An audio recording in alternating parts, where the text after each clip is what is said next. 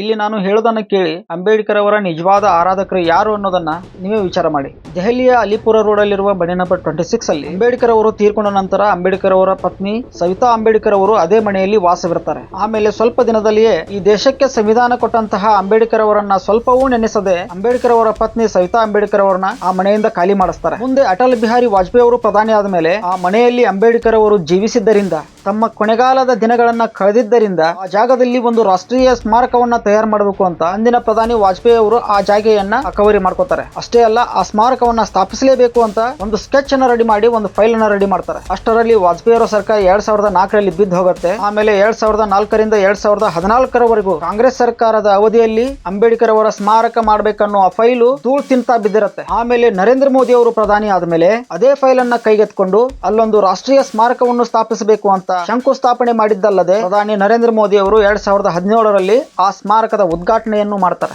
ಈಗ ಚಿತ್ತಾಪುರದಲ್ಲಿ RSS ನ ಪಥಸಂಚಲನಕ್ಕೆ ಅಡ್ಡಿ ಮಾಡ್ತಾ ಇರೋ ದಲಿತ ಸಂಘಟನೆಗಳಿಗೆ ಇದ್ಯಾವುದು ಗೊತ್ತಿಲ್ವಾ ಅಥವಾ ಅವರು ಇತಿಹಾಸನೇ ಓದಿಲ್ವಾ? ಇಲ್ಲಿ ಆ ದಲಿತ ಸಂಘಟನೆಗಳನ್ನು ಒಳಗೊಂಡು ಎಲ್ಲರೂ ಗಮನಿಸಬೇಕಾದ ವಿಷಯ ಏನಪ್ಪಾ ಅಂದ್ರೆ ಡಾಕ್ಟರ್ BR ಅಂಬೇಡ್ಕರ್ ಅವರಂತಹ ಮಹಾನ್ ವ್ಯಕ್ತಿಗೆ ಗೌರವ ಕೊಡಬೇಕು ಅಂತ ಸಂಕಲ್ಪ ಮಾಡಿದ ಅಂದಿನ ಪ್ರಧಾನಿ ವಾಜಪೇಯಿ ಅವರು ಕೂಡ RSS ನ ಒಬ್ಬ ಸ್ವಯಂ ಸೇವಕನೇ. ಆ ಸಂಕಲ್ಪವನ್ನು ಪೂರ್ಣಗೊಳಿಸಿದ ಪ್ರಧಾನಿ ನರೇಂದ್ರ ಮೋದಿ ಅವರು ಕೂಡ ಒಬ್ಬ RSS ನ ಸ್ವಯಂ ಸೇವಕನೇ. ಗೆಳೆಯರೆ, ನಿಮಗೆ ಏನ್ ಅನ್ಸುತ್ತೆ ಕಮೆಂಟ್ ಮಾಡಿ.